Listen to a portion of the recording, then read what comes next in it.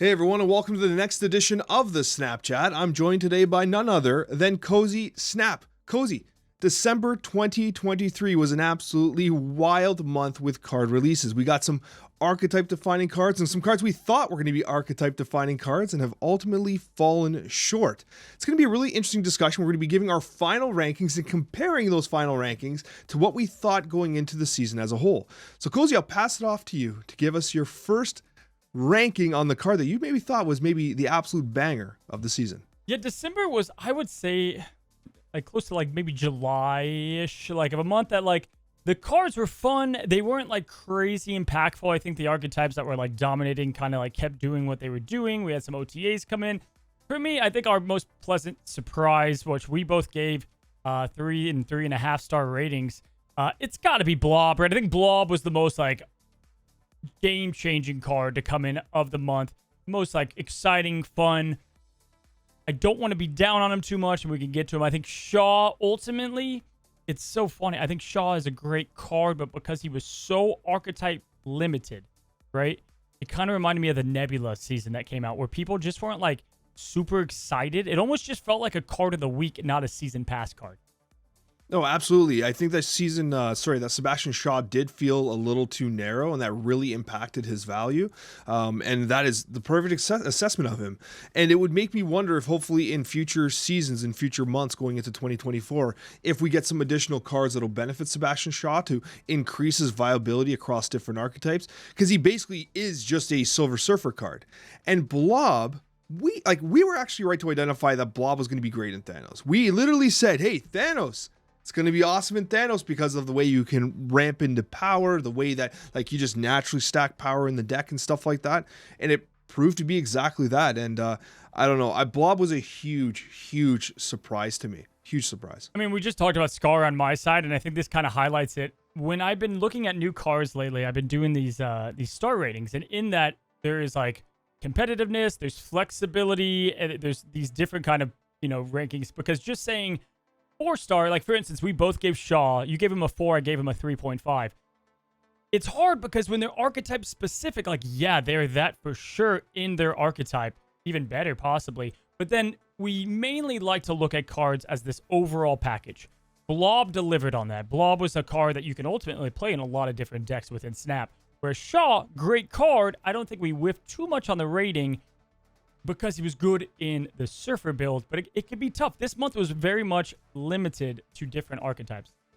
The thing that really surprised me about Blob specifically was like, first of all, I thought that ramping Blob out would have been much harder. I thought like, hey, you're blowing up your whole deck. You're not going to draw a card if you play him on 5 or whatever. Mm-hmm. But then again, it's like, if you're playing a deck with Blob and you're ramping Electro and all this stuff, then like you probably drew into a Magneto or Doctor Doom anyways. Right? Yeah. You're probably holding something in your hand that you can play on turn 6 regardless of whether or not Blob just blew up your entire deck. And look at Blob. He's like a 48, or 48's being conservative. I've seen him go, I mean, in your first video with him, did you get him over 100? Like right off the rip, as you like to say? Over 100. And I think the thing is, and this is where like both the top end of the player base, so like he was a fun card, but then the top end of the player base realized ultimately you have a card that is, and we don't have anything like this, right? Like, Black Panther's going to get you 2 cubes because they're going to leave. The Infinite's coming on the turn 7 skip. What is Blob? How much is Blob? Even if you're tracking their deck, it's impossible to know. Where are they going to play him? Is he 19, 20, 21, 29? That's what makes him great. There's not a lot of them out there that are designed like him, and he's a new fear. Like, I've retreated games just thinking they might have Blob. It's a great point because, like, listen, I play a lot of Infinite, a lot of She-Not, and, like, there are games where I'm ahead on the board, and I know they're going to drop Blob, and I'm thinking to myself, like, do I actually out-trade Blob with my Infinite? Like, I don't think I do. I think I actually have to play Infinite and She-Hulk in the same lane to compensate for this Blob, and even then, does he go above 30? Like, it's crazy how, like, the math ends up playing out. Now, in most recent decks, I'm not seeing him break 30 as often. I think they're getting a little more refined, a little less greedy.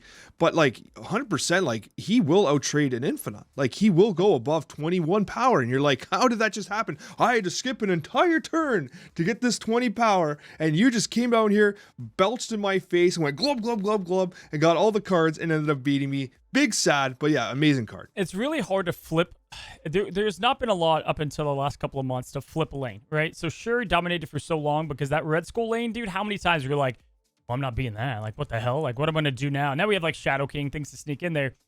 Blob is that card that can flip any lane, which is like this fear factor that you now have to, like, I'm now playing like one extra power point in the lane that maybe I thought I had or something because Blob can flip any lane on the dime. And that's truly just what makes him, the card of the month, in my opinion, and a very good one at that. After him, though, Alex, who are we putting at like the number 2? You didn't hit us with the final star rating. Oh, final star rating for Blob? I think I put him as a damn near perfect card in my list. We'll talk about best snap moments. I looked at every new card coming to the game. I released that yesterday. And I put Blob towards the top. I think he's a perfect card designed, right? So I think 4.5 is fair. Yeah, the next card we got to talk about is Havoc. Like, Havoc is a card that, like, legitimately I loved. Now, I might be one of the ones that, like, is straight up, like, huffing the hopium and the copium and everything like that. Like, I really liked Havoc. I played him in way more decks than probably ever had to have been played. I really, really liked Havoc Wave 5 style decks. I had a lot of success with this card, and the more I played with it, the better I was with it. It was resilient to Shadow King, which was great. People were saying Shadow King was an immediate counter, but the fact that it just popped right back up to 2-4 as a baseline was so damn good. It rarely hit Shang-Chi range the way I was playing him, because he was always sitting at 8 power most generally. And so the result was that, like, I found Havoc to be one of the more successful cards I played this season. However, on aggregate, across the board for all players, Havoc was probably frustrating because it was a very unique design that took a lot of practice. I find it analogous to something like Titania. Whereas if you were going to really focus on learning how to play Titania, dealing with the bounce, using it as like a goblin disruption style double play and stuff like that, then you had a great card. But when you casually pick up Titania, that card squarely kicks you in the nuts, and it can just throw games for you, right? So, like, I'd be interested in your take on Havoc. I love the card, but I understand the reservations around it. Yeah, so we gave him a minimum 2, high end 4. Like, we did Nico was like 1 and 5. He was 2 and 4, and I think we kind of nailed that. Not even like, I think he's still around that for people. People view him as a 2, and some people view him as a 4 and not played enough. 2 things I want to say. First of all, I will give credit to Second Dinner. The cards that are Series 4 are the perfect ones of, like, right on, like, the, do you want to get them? They're kind of weird. Like, we just talked about Meek being a Series 4. He was 2, so you don't have to, like, maybe go all in to get him. But his Spotlight was so good. The problem with this month is that we saw OTAs that directly affected new cards coming out. We don't really get that all too much. I had an awesome bounce deck I was loving with Havoc, and it literally lasted 3 days, and then Werewolf by Night got hit, then Havoc got hit, and then it kind of, Viper got hit, not Havoc, but Viper, and it just kind of messed with his viability. I do think he's good. I think he's really good. I think he's a high IQ card for a lot of players, and one that, like, he might seem tempting, but they're just safer cards if you don't have a huge grasp on, like, if you're casually playing Snap, you just don't get Havoc, but if you are, like, playing Snap, like, you're a player of Snap, then get Havoc. He's really good. In terms of meta relevance, he's basically a 1 or 2. Like, he ultimately didn't break through on any of the core decks that really made an impact in the meta. However, it's also worth noting that prior to us, we actually recorded in advance of them nerfing the Viper synergy, which was a factor in our rating. The other thing is that I personally, for me, this is a 4-star card. As a person who likes playing Snap, I like this as a 4-star card, but if I were to rate it for the general population, it ends up being a 2-star for sure. One of the hardest in the game to play was my final assumption on him. After that, we've got what we have left is Shaw, Celine are the 2 we have left. Yeah. Yeah, we can talk about Shaw first. I think that we have a lot to say about Celine, but Shaw we kind of brushed up on when we were talking about Blob.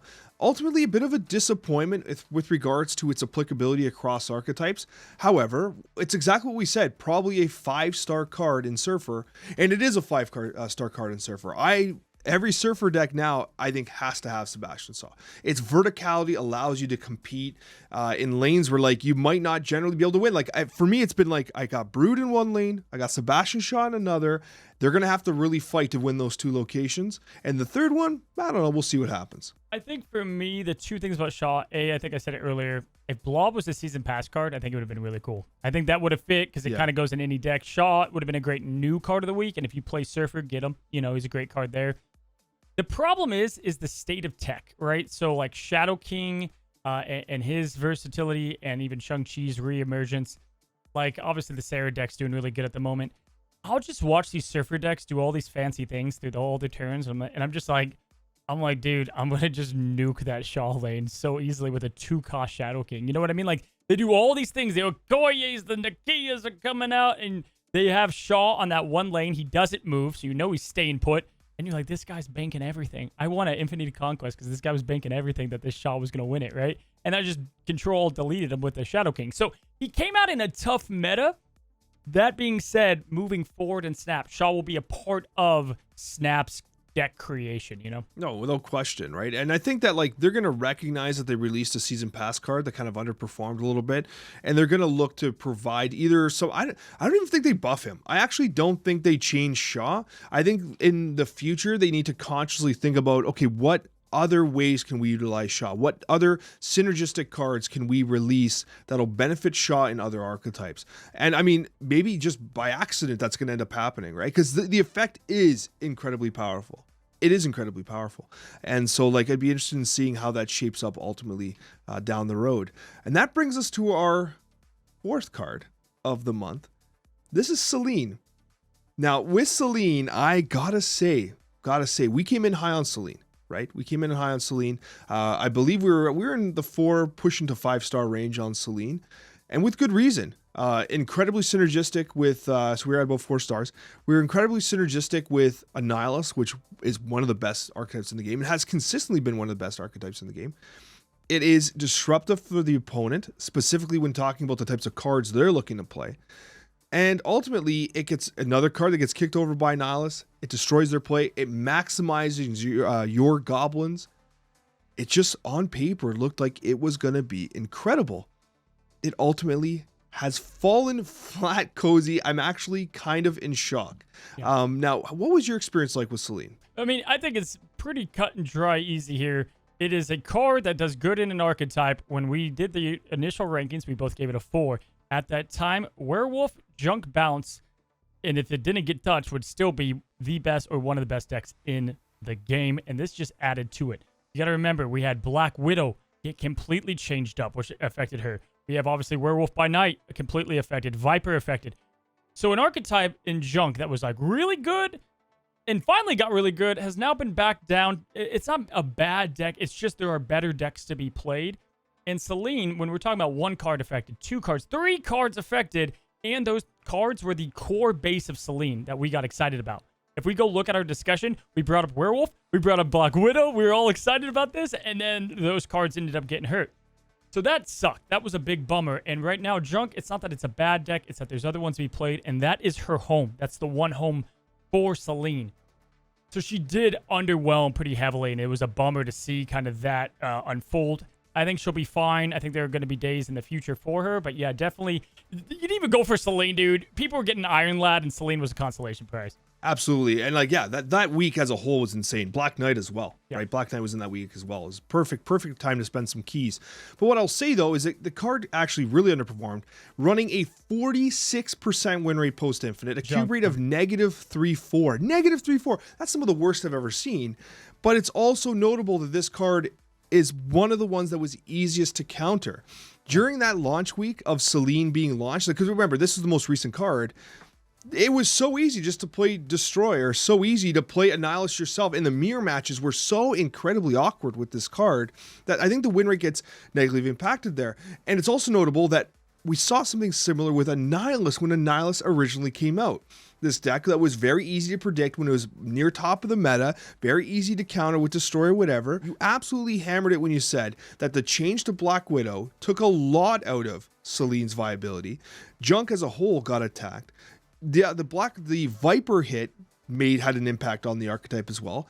But most notably, the thing that really shocks me is that currently the top Annihilus decks are not running Celine. The reason for this is because the change of Werewolf by Night moving to 4 power took the decks that ran the Green Goblin out, because now it's too late to play Green Goblin on 5. Because what was happening is Green Goblin was a good play with Werewolf by Night at 3, because if you play Goblin on 4, you're actually bouncing the Werewolf and you're not occupying space on your own board. And that was a very natural way to play Selene and Werewolf by Night.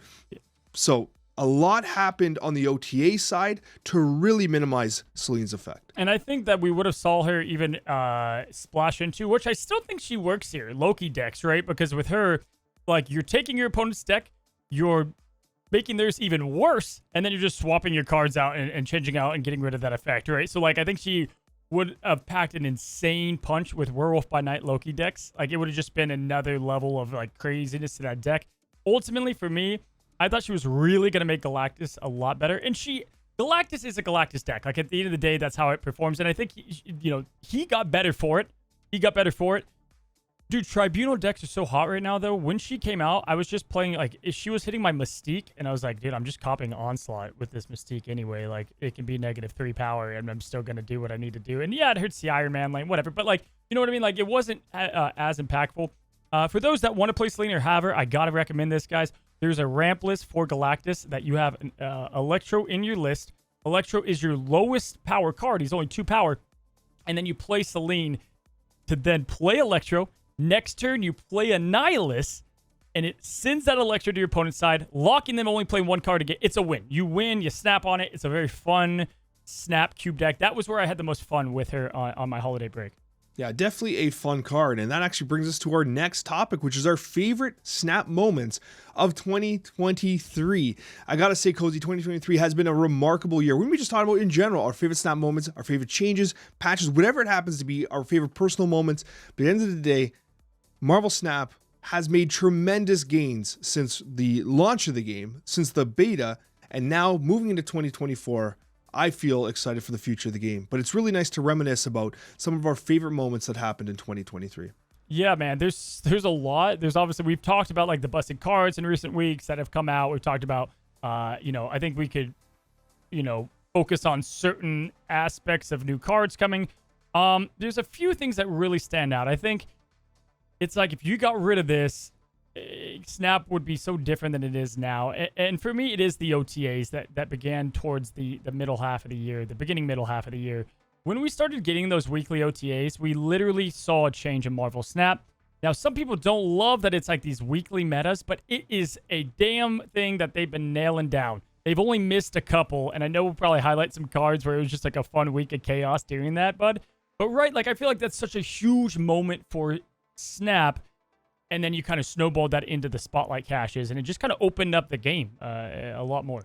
Absolutely. The game feels way more fresh. I remember playing like Hearthstone, other card games where it's like, well, it's just the same decks over and over and over again. And like that meta would exist for like 4 months. Or you'd be playing, like, anyone who's played paper card games, like, well, they printed this broken ass card. I guess I got to wait till it rotates out, and whatever length of time that takes, right? Yeah. Snap is very, very kind of iterative. Like, it's really fast to completely change.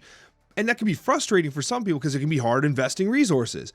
But if the goal of the development team is to make the absolute best game they can, with the best balance they can, being reactive with those OTAs it's actually incredible. And to be honest with you, it might be one of those things that we do here in Snap that other cards and other people that play other card games might be envious of.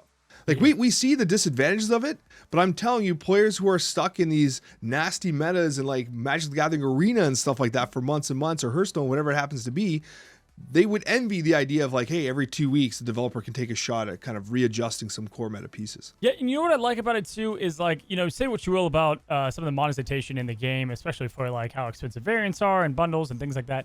But what I think is really cool is, like, in a MOBA, when a new character or card comes out, it's like everybody wants that. In the same week, though, for free players and for all of us, like, it's great for me too. Like, I love it. You've got the new card that comes out, but oftentimes what ends up shining and being the decks that like dictate that week is a free card that got retouched up, right? We saw that with Venom, and Venom was a card everybody has. It got, working, and you already have that in your collection, and you're able to have a new spin on the deck. Spider-Man got reworked, obviously made that a lot better. Alex, I think I know the card, but tell me, like, in the year, what was a free card that got an OTA change that, even if we've seen it pass, was like the best change that we kind of got for free? When you were saying that, I was like, are you going to ask me about what happened to Chavez? Is that what this is? Are you going to ask me to bring up my most hated moment? I'm trying to be positive here. I'm trying to bring up nice things. You're going to bring up Chavez? No, it's Marvel. No, you're It was gonna bring up Captain Marvel. It was Captain Marvel. I'm sorry. I didn't mean to poke the bear, but yeah. No, I know. You got me emotional there. But it's funny, when we were coming up with this topic idea, I had said the whole premise of this topic was inspired by the fact that one of my absolute favorite cards in Marvel Snap, Captain Marvel, became meta for a little bit of time until they just nerfed her. Yeah. They buffed her, and then she was zipping around all over the place, doing Captain Marvel stuff, saving people's cubes. But then it had to end. It had to end, and she went down to a 4/4. Cozy, I'm actually kind of sad. I would like to see 4/5 Cat Marvel back, but it's okay. I understand. I mean, dude, this was right around too, where like this had been one of the best moments, because it was, I swear, it's still viable, but it was legit for like a day or two. Do you remember the Legion Storm meta, where you would play Storm and then Legion and you would fill all the flooded locations? Like, that was the window where Captain Marvel existed. So then you could like play her and like win one of the other locations, like just pure chaos. And we saw like a lot of these kind of like pocket metas that were so crazy for just like a small period of time that obviously ultimately, you know, had to get adjusted in the end of it all. I think they're a bit quicker than they used to be at that. So all of that combined, OTAs and just the freshness is near the top of my list, with as well as Spotlight Caches. Say what you will, I think they were obviously a good addition to getting new cards in the game. But Alex, I got to take it back to January. Never mind Conquest. Right when friendly battles came out, that was so cool to have creator versus creators, and you can challenge your friends now, and there's things that they can build upon that. But I think that was like, I forgot that was, you know, out at the beginning of the year. Yeah, that was in January, because I remember it coincided with the first ever like in-person competitive event in New York City, right? Which I had the privilege of being able to participate in, which is another one of my favorite moments in 2023. I got to meet a lot of creators in New York City for that first like inaugural tournament. It was great. Like, some of the nicest people, kindest people I've ever seen. They continue to be doing things behind the scenes to kind of support competitive Marvel Snap, and it's great. And not only that, but that the friendly battles ultimately became Conquest mode, which was an incredible launch, which it added a whole other feature, a whole other game mode to Marvel Snap, which I really enjoy playing. It added another additional reward track to the game. And so, yes, I think you're right to say that, like, in January, the release of the battle mode was a huge positive step forward for Marvel Snap. But like, even for us, like, it was great to be able to play against community members, right? I remember like those first like 3 streams after that friendly mode launched. I was, you know, challenging friendly battles with community members, you know, people that were like in our streams were challenging us with their crazy brews, right? And it also gave you an opportunity to actually meet up with a friend and test something competitively before a tournament or whatever it happens to be. So yeah, 100%, it was a great moment for Snap. And they trickled these game modes out at the right time. So like, Snap came out and you were able to like build your collection, really get used to the game. Then January came, you could then challenge your friends, and like that was a whole nother aspect, because you have decks you like, things like that. Then Conquest came out, and now you have a real solid foundation, and we have our first competitive kind of game mode, because ladder was just get to infinite and you'd be done. Then, which is another huge addition, was the infinite leaderboard, because then it added yet another kind of like, now we're at the top of the tops, right? And you have like an uber competitive environment. And so now we have this thing where we have all these different environments to play Snap in the way that you kind of want to play it. They all offer a different gameplay and reward structure. So it was very much intentional. They could have done it a little bit faster, in my opinion. But overall, those were like, those game modes obviously have to be a highlight. Yeah, absolutely. And the highlight of 2024 will be the release of the draft game mode, or the arena game mode. Listen, I'm hoping for it so much, because like, oh man, I don't want to like derail here, but that type of game mode would be so perfect for Snap, because first of all, the cards, they seem to like, you're able to deck craft pretty kind of wildly in Snap, but not just that. If you're sick of the meta, or if the meta is kind of like getting like out of hand, if Shuri Red Skull's going crazy or whatever happened, or Blob Thanos is all over the place, you can go into that mode where like the viability of them building the perfect meta deck is much less, much less capable. Let's make 2024 the year of social Snap. Let's do clubs, guilds, socialness. Let's do drafting game modes, and then let's see a tournament scene kind of evolve into Snap. Let's see some more dedication around that. And then you just have the social aspect, the community, what drives games. Games come out in year 1. They're always great. Year 2 is about the community that's formed from the game, right? So let's see that kind of evolve over time. Great year 1. Let's kick ass in year 2. But yeah, those are definitely for me. There's so many micro highlights that I could do of the season. Getting to be able to cast Conquerors like twice was awesome, like just insane. And not just cast it, like Conquerors as a whole was really cool. I thought it was a fun event. I mean, see my buddy. Let's talk about tournament play, dude. I mean, we saw the rise of Alex Coccia. I'll never forget. It's like, oh yeah, little Alex there. He's an okay player. Stays up all night, gets to the rival freaking, or the finals of Twitch rival. Like, dude, that had to have been a highlight on your end, yeah? It probably was one of my absolute favorite moments of 2023. That entire thing was a blur, like streaming for 30 something hours and then playing in like one of the most competitive formats in Marvel Snap's like kind of existence, live in front of tens of thousands of people. It was crazy. It was legitimately one of the most fun I've ever had in my entire content creator career. And it's not just about, getting to the finals, playing against the best in the world, but like the semifinal match, it was me and Jeff, and it was legitimately one of the best games of Marvel Snap I have ever not just played, I've ever seen, because I watched it back. Jeff played incredibly. It was just incredible Marvel Snap. Like, and what makes it sweeter is like knowing that I was able to move on to the finals, beating such a talented competitive player in Jeff. And what ultimately happened was everybody that watched that game, everybody that watched that match between Jeff and I said, legit, some of the best Marvel Snap they'd ever seen. And that goes to speak to how impactful the competitive scene in Snap can be. Those emotions, the excitement of seeing, two people that are like that have stakes going in at like 4 or 8 cube matches with, a crowd watching. Like, the stakes, you just can't replicate that on the ladder. You can't replicate that in Conquest. And that's why I love the fact that you mentioned that there's definitely a place for competitive Marvel Snap. Yeah. And I really hope that 2024 is where Marvel Snap starts to sink its heels into the competitive scene and really showcase what it can do as a spectator's competitive game. Yep. Because it really is remarkable. And Cozy, thank you so much, because like it really was one of the absolute highlights of not just my year, but my content creator career. So thank you for that. For sure, man. It's the nerves behind it. Like, never mind like prize pools and stuff. But I did the one.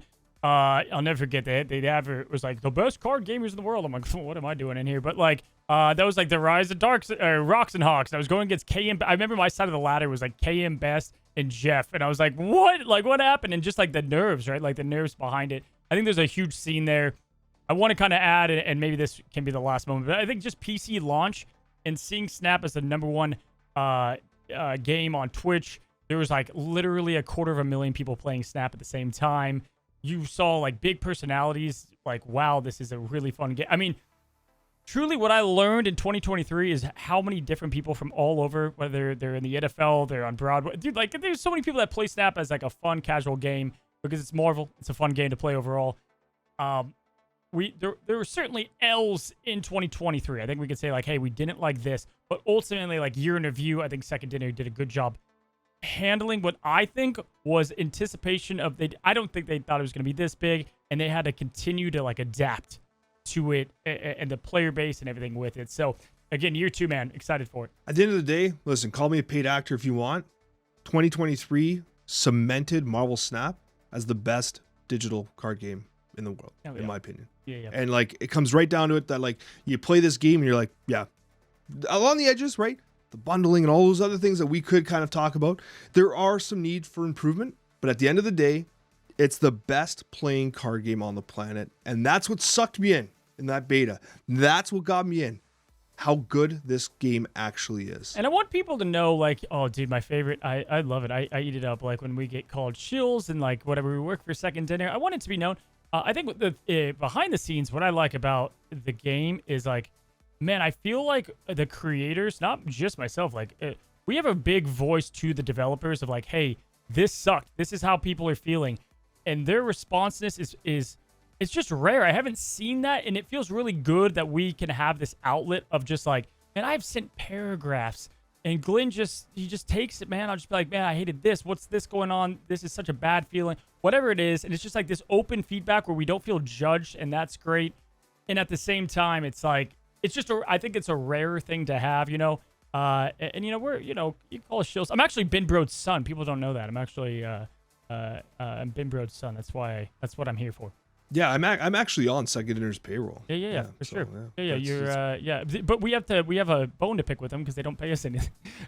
Yeah, come on, I need a raise, damn it. I'm gonna start talking some We're smack. employees that don't get what this job sucks. But no, man, altogether, I think that's why I love the Snapchat with you, man. We just get to talk, a lot of things that we love, but we also be, hard on them when we need to. And man, let's see where 2024 goes. Yeah, and I tell you, we're going to go right now. We're going to be going to our mailbag segment. Mailbag, Cozy. I love this segment here. We got a couple of questions here to start off 2024. The first comes from Marth.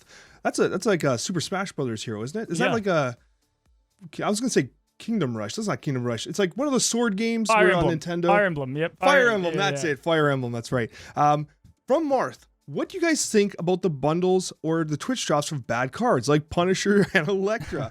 Does it mean that they're going to get buffed soon, or is that just copium?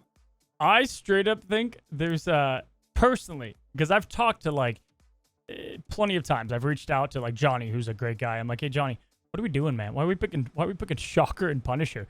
And I just think they think those are good art. Yeah, I think there is I mean, you can put the tinfoil hat on. It's like, why are they giving bad ones out there? Like, my response was like, oh, I just thought it was a badass art, right? Or whatever it was at the time. Dude, I don't think it's going to be that we're getting buffs on those as much as listen, my feedback both on Conquerors and on that was like, dude, can we get some more played cards, man? I love my Shocker Buggy variant. I just never played it, Yeah, imagine the Flaviano Ultimate Thanos. Come on, man. Oh my God, right? That would have been something, right? But I'm of the other side where when I saw Negasonic in the Spotlight cache, I'm like, there's no way that card releases the way it is, right? They're gonna tune it up. I don't think we have a card like that right now. I think most of the cards, okay, maybe Elsa is supposed to be coming out. I wonder if Elsa gets touched up ever so slightly, but she's been making some blob lists, so I'm not actually sure about that. But it's funny, I actually like to think that the Spotlight card Spotlight cash cards might actually get touched up, but I mean, Punisher did get buffed, so Electra didn't. But maybe, just maybe, this upcoming patch will be surprised with an Electra buff. Just maybe. I love the question. What's our next one? Loved this episode, guys. Alex, as a family board gamer, I can recommend Marvel United. Cozy, that's the game that you and I kickstarted, by the way. Yeah. It came up months ago. We actually forgot what it was. It was Marvel United that you and I kickstarted together. I know. We were sitting there trying to think of what that was. Yeah, so it's funny it comes up again, but the actual question is, there are a lot of archetypes in Snap currently. Is there an archetype that you have experienced in other card games that you would have liked or found interesting to try and implement in Snap? As an example, deck milling. Ooh, yeah, that's it. I think Glenn got asked that one time, like, hey, is there any archetypes you want to introduce into Snap? And so that's definitely it's a tricky one. It's funny. I thought Loki was really cool what they did there, like being able to use your opponent's deck against them, and I want to see things more like that come in. I don't know. I think that's a tough one to answer. I like these cheating big cards out but making it fair kind of decks, like these Hela kind of builds, things like that. My answer to this kind of always feels the same, and it's like I would love to see equipment. I would love to see Captain America's shield come into the game, and things that aid and bring more to the lore of Marvel in a way, right? There's a lot to work with there. And if we can make Helicarrier and Quinjet cards, I feel like we can also introduce those. That's kind of always my answer. You son of a gun. You stole my equipment answer. Now I don't know what to say. I'm kidding. I do know what to say. I'll say that one thing that's kind of missing from Snap. So we talk about Snap as having control decks, but the way we use control is not the same as what control in Yu-Gi-Oh is, or what control in Magic the Gathering is, because Magic the Gathering, for instance, has instants that'll actually interrupt the turn of the opponent, right, to control them. But anyways, I would like to see, I don't know if would it be cool to see cards that interrupt the flow of time, like a deck that kind of changes, maybe makes it so that it's already on the snap timer, kind of there was a card in Hearthstone that did that, which made it you were always on the rope right away as soon as you played the card. It's one of the dragons or something. I think that'd be interesting, kind of an added pressure component to the game. I think would be a pretty fun archetype. Cards with stakes, I think, are cool, right? Havoc, we saw with him, and I if you were to have you use the energy for the rest of your game, but you can use it all on one turn, weird things that are just kind of crazy that we haven't seen before. I said this when I was ranking all the new cards. Give me more cards like Nico and I'm happy. I think Nico was a perfect card to release because it does so much with one thing. So maybe that's the archetype answer. Awesome. I love it. And our next question comes from Dylan McGregor, and it states, I started playing Snap around the time Conquest got introduced. Do you think a third type of game mode would be... Oh, see, perfect. Do we think a third type of game mode should be introduced along with Conquest and Ladder? Cozy, what do you think? Yeah, for sure, man. I think, man, let's make January, February the tune-up on, like, let's get the Ultimate variants done. Let's get the first edition back. Let's just do what we have been trying to do. And then let's kick it off. Let's get going. That's what I think will happen. First edition badges, oh my gosh, I forgot those existed. There's People that have been like trying to collect them, collect the original releases of the cards because like I want all those first edition badges. And I'm like, man, I got some bad news. Like I don't know if those are ever actually gonna make it. Hopefully we get an updated roadmap, right? But it's funny, we actually kind of touched on this in our prior ramblings about how good an arena mode would be. I would absolutely love an arena or draft mode. Would love it so much. I really hope it comes to fruition. So Dylan, yes, we do agree 100%. And we're going on to Mosh Pete. Mosh Pete says, do you ever look at the nerfs as potential buffs that change a given card's deck or archetype? A pretty interesting idea here because they were saying that, hey, like when Professor X got changed, did that make it more viable in negative? Did it make it more viable with Ravonna? So when do we ever have situations where a nerf becomes a buff? Yeah, I mean, that's always been the Mr. Negative role, I think, right? Like, one thing to remember, it's like, again, and I don't know why people have a hard time with this and stuff. Like, Snap is a fun game. Have fun with Marvel Snap. You're going to hear us talk a lot about the meta and, like, the top plays. And, like, did Professor X really replace... No, like, there are better things. It felt like Professor X in negative was, like, a fun addition. But, like, is he better than blank or better than this? I don't know. But all I know is it's fun as hell to play it. Like, it's a fun thing to play Mr. Negative now. And that's why... You know, on aggregate, if you look at my channel, like negative decks do really well view-wise because it's just fun. It's a fun thing to play. So I think yes and no to that question. I think it makes them more accessible and fun in different ways and sometimes better, but very rarely better. I mean, there's a few instances. I love what you're saying about really just have fun in Snap. Like I'll bring it up my brother, like just literally on Christmas, he was playing Snap. He barely plays any other game. He's like, I only play Civilization, but for some reason he loves Snap too. I watched him win an 8-cube game, not making this up. He played on top of a Shuri. He played a Hell Cow that then kept hitting his Apocalypse because he had Swarm as well, and then he had a Drac on the board. He ended up hitting like a 34 Apocalypse while also getting a massive like wonged 128 power or something like that. Hellcow was like, how'd you even brew this? I'm like, I don't even know what's going on. Yeah. He's like, I lost a whole bunch before you came, but anyways, this is what my brew was. I was like, yes, this is what I want to see. Yep. Yes, you're ranked like 62, but you know what, man, you're going in. Yeah, having fun along the way. Tiger. Yeah, dude. I love that. Like, that's what I was doing when the game came out. I was doing the stupidest combos, you know, like the 1% chances, like, I'm going to win. But yeah, like Spider-Man was a good instance of a card they had to kill, but he got ultimately, like, better, you know, for it. The Hood, I think people got mad that the Hood went down. And they're like, oh, he's so much worse now. And it's like, no, you just use him for what he should have been used for, and that's punching the opponent. So those are the instances I could think of to answer that question.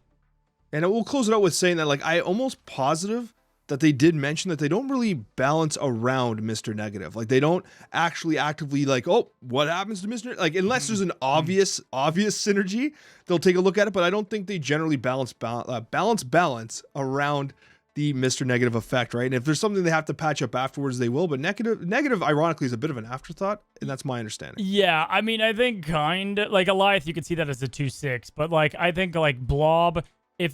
Like he's the good example of like Blob would have been a 0 power card if Mr. Negative didn't exist. You know what I mean? Like, because he does so well in his aggregate power. So I think they do slightly, but not like, oh, you know what I mean? Like, a 6 for why you 4, you know? It's like, well, that's obvious to keep him from being too stupid and negative.